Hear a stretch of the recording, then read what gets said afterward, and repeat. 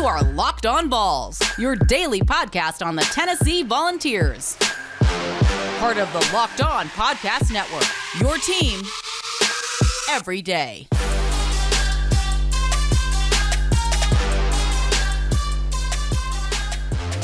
Hey, good Tuesday morning, everybody. Welcome into Locked On Vols. It is your team every single day. In here at Camping World Stadium, post-game.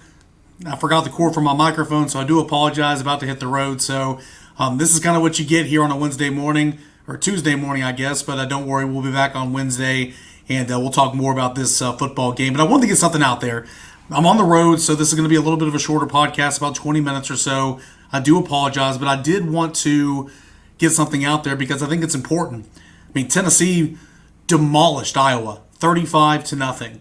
Tennessee dismantled one of the better defenses it faced all year long. Now, granted, set up with some short fields, had a defensive score, but at the end of the day, Tennessee won 35-0 over an Iowa team that was 10-3 and showcased its talents in the Big Ten championship. Tennessee did what it was supposed to do. It handled business, and it did it in a big way. Iowa's defense was not great, or Iowa's offense was not great. We knew that. In fact, it was really, really bad. What did Tennessee do? It got after the quarterback. It brought the quarterback down. It forced so many different punts, and it got after the quarterback, forcing turnovers, setting up short fields, and, of course, as I mentioned, cashing in on a pick six, and both of those plays were courtesy of James Pearce.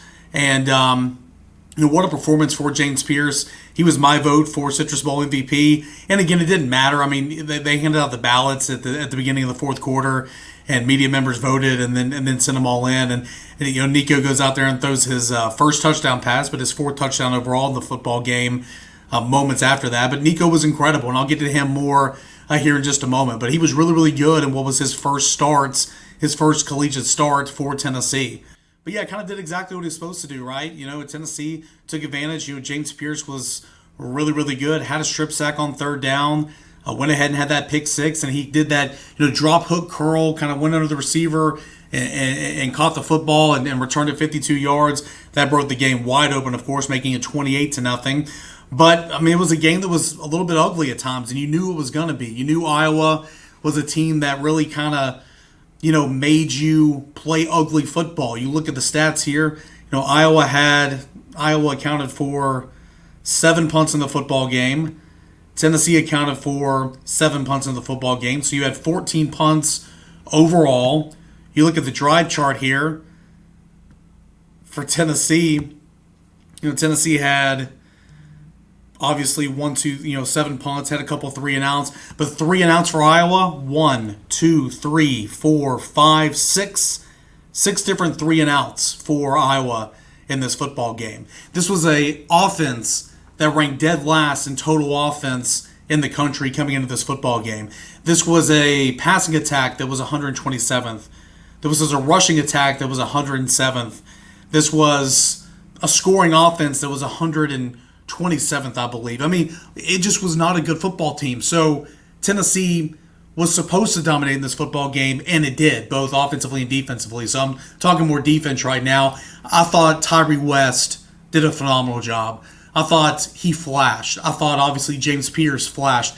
I thought Elijah Herring did a really nice job. And Tennessee, what Tennessee did was, to combat the 12 and 23 personnel with multiple tight ends, Tennessee went out with 3 linebackers, took the star out of the football game, which was Jordan Thomas, right? And it came in there, and it had, I think it was Caleb Perry who actually had the first start, but Caleb Perry played a little bit. Jeremiah Thielander played a little bit. They put that third linebacker up on the line to kind of combat that extra tight end look and still played your 2 backers over there. So it looked like it wasn't a true 4-3, but it looked like a 4-3 scheme, right?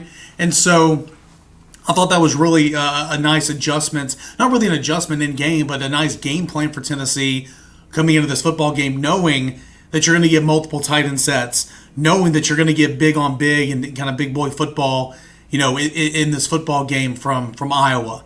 And so I like that. So I thought Elijah Herring playing in the box, this is kind of his game, his kind of his speed. He had a really big sack in the first quarter, one of those first drives. I thought he flashed and he was kind of all over the place. Ricky Gibson, I thought, did some good things. I thought Christian Harrison did some good things. But overall, kind of top to bottom defensively, this was what it was supposed to be. You were supposed to dominate against a weaker opponent. You were supposed to dominate against a team that really had no pulse. In the first half, they only had about 84 yards of total offense and 5 punts. And then, Iowa puts in that quarterback who's technically the fourth-string quarterback, and he gives them some life. It was, Lanes came in there, and he ended up being the leading rusher, 6 attempts, 51 yards, and only 2 of 7 passing for 4 yards. But it was a little too late. He came in and started running all over the place and kind of gave him life. He was the only sense of offense the Iowa had in this football game. So, again, top to bottom, I thought Tennessee did a really good job. Look at Iowa's total offense, 173 yards, 60 passing yards, 113 rushing yards. They were 2 of 15 on third downs, 2 of 4 on fourth downs, where Iowa managed to get their first 2 fourth down conversions, but didn't get the other 2. They averaged 2.8 yards per play, 0 for 1 in the red zone. And again, had 2 costly turnovers, 3 turnovers that led to 14 points for Tennessee. So again, it was kind of, I mentioned this, it was kind of like a lose-lose situation for Tim Banks, because if you win and play good defense, it was like, well, yeah, that's what you're supposed to do. If you give up a lot of plays and give up some points, it's like, oh my gosh, that was a horrible, horrible offense. But I don't think we ever accounted for a shutout win. I don't think we ever accounted for Tennessee pitching a clean sweep. And that's what Tennessee did, 35-0. So I'll talk Nico. I'll talk offense here in the second segment. It's going to be an abbreviated show here tonight. I do apologize. But, overall, again, a sack and a half from Tyree West, a third down sack from Elijah Herring, a strip sack from James Pearce that set up a short field for a 2-yard run, his third touchdown run of the day for Nico Iamaleava. Half a sack for Elijah Simmons. Half a sack for Bryce Neeson, half a sack for Roman Harrison. I mean, Tennessee's defense was all over the place. So that was really, really good to see. Really, really good to see. All right, when we come back, let's talk Nico. Let's talk about that offense. Let's hand out some game balls, and then we will call it quits here on this abbreviated edition of Locked On Balls. Again, do apologize on the road, about to skedaddle and head home. Didn't have my microphone with me like I planned to, so wanted to get something up here just to make sure I got something up here for you guys. But back in a moment, we'll talk Nico. We'll talk Tennessee's offense here on Locked On Vols. Do want to tell you guys about our friends over at FanDuel Sportsbook. FanDuel Sportsbook, it is America's #1 sportsbook. I know you guys knew that, but I just want to remind you, against new customers right now, $150 in bonus bets guaranteed when you place a $5 bet. That's $150 in bonus bets, win or lose. This app is so easy to use, and there are so many different ways to bet, like live same-game parlays. You can find bets in the new Explore tab. Plus, you can make parlays in the Parlay Hub. The best way to find those popular parlays is in that Parlay Hub. Totals, spreads, player props, all that and more. That is over at FanDuel Sportsbook. $150 in bonus bets guaranteed when you place a $5 bet. FanDuel.com. FanDuel, it's America's #1 sportsbook. It is its official partner of the NFL. So more to come here when we come back on Locked On Vols. All right, let's go ahead and get into it. Nico Iamaleava. A little pedestrian through the air for the most part, especially in the first half. But what I was so impressed with was his ability, his internal clock, just kind of knowing what was coming, knowing where to go, when to tuck in and run. I thought his legs were obviously a huge part of this football game, and I thought that was really, really good for him. You look at his numbers in his first Tennessee start, the Citrus Bowl, against a really solid defense. He goes 12-19, 151 yards, 1 touchdown, no interceptions, completing 63% of his passes. It's pretty solid, right? It's pretty solid. On the ground, he rushed for 15 carries, 27 yards, and 3 touchdowns. Now, that's a little bit misleading, okay? If you look at his rushing yards, 15 attempts, 27 yards, 3 touchdowns, that also takes into account sacks. And he was sacked, 6 times in this football game? Yeah, he was sacked 6 times in this football game, so that's a little bit misleading.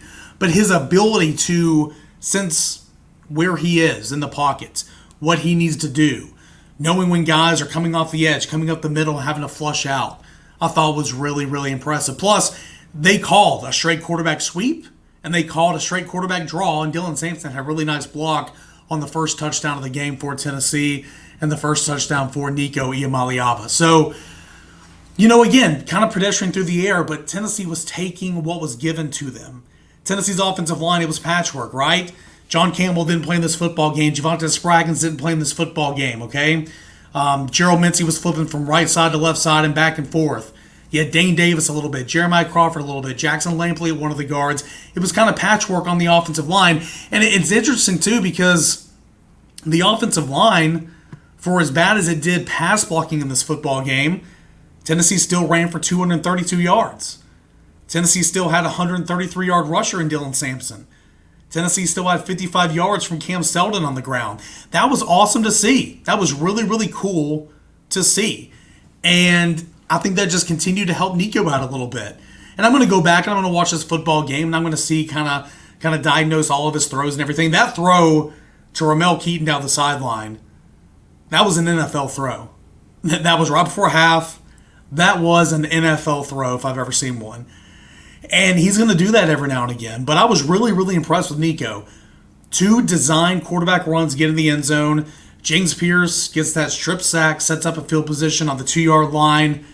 That's his third rushing touchdown. Of course, the 18-yard touchdown throw to McCowan Castles later in the fourth quarter to account for his first touchdown through the air, but his 4th touchdown overall. Nico was really good. And again, you don't want to overreact too much, but Tennessee seems to be in pretty good hands. I mean, look at this. You got Nico and you got James Pearce. Quarterback and pass rusher. Both coming back for 2024. Tennessee seems like it's in a really, really good spot here. And the Citrus Bowl was on full display. And again, this isn't the Music City Bowl. This isn't the Liberty Bowl. This isn't the Duke's Mayo Bowl. This isn't the Gator Bowl. It's really not even the Outback Bowl, which is the ReliaQuest Bowl now. This is the Cheez-It Citrus Bowl. Now, is it the Chick-fil-A Peach Bowl? Is it the Fiesta Bowl? Is it the PlayStation Bowl? No, it's not. But this is a big-time bowl game. And that was a pretty stout defense. I understand it played in the Big Ten West. I get it. But this is a pretty stout defense. And Tennessee was able, outside of a lot of punts, and recognize that's part of the game as well, and outside of sacks, but Tennessee was able to control the football game from the second quarter on when it got those back-to-back touchdowns. And Nico obviously was a huge part of it. Dylan Sampson had a couple big, nice runs on that first touchdown scoring drive. Cam Seldon, another guy, had a couple of nice runs on that second touchdown scoring drive for Tennessee in the second quarter. Excuse me. But Nico was really, really impressive. And so, again, we'll look at Pro Football Focus. We'll break down the game field after we see it. But overall, man, I was super impressed with Nico, and I think you should be as well. Tennessee, 383 yards of total offense. That's more than 100 yards that Iowa's giving up on average. Tennessee, of course, Tennessee beat Iowa 35-0. Penn State beat Iowa 31-0. Michigan beat Iowa 26-0, if that kind of says anything about the point differential. A really, really solid game for Tennessee overall. So that's kind of all I have right now. Again, I'm going to go back and watch the tape. When I get home, we'll come back strong with a really, really good Wednesday show. I apologize, this one's a little shorter. I apologize I don't have a microphone or anything, but I did want to get something out there for you guys because big time for Tennessee. 9 wins in the regular season. That's big, or 10 wins, in the regular season. For Tennessee in this football, or no, 9 wins. Sorry, finished the year 8-4. Tennessee gets its 9th win. Tennessee had 11 wins last year. Tennessee had 7 wins the year before. Things are going in the right direction. Things are certainly going in the right direction, and you're winning these big-time bowl games. So, Tennessee wins in shutout fashion over Iowa, 35-0. The freshmen, the young studs, were the stars. Nico, 4 total touchdowns. James Pearce, a strip sack that set up a touchdown, a pick 6. It was really, really cool to see. We'll go into depth about this football game and a whole lot more, but this, if you're a Tennessee fan, this is what you want. Heading in the right direction. Tennessee 35, Iowa 0. Here, we'll come back on Wednesday, break it all down on Locked On Vols.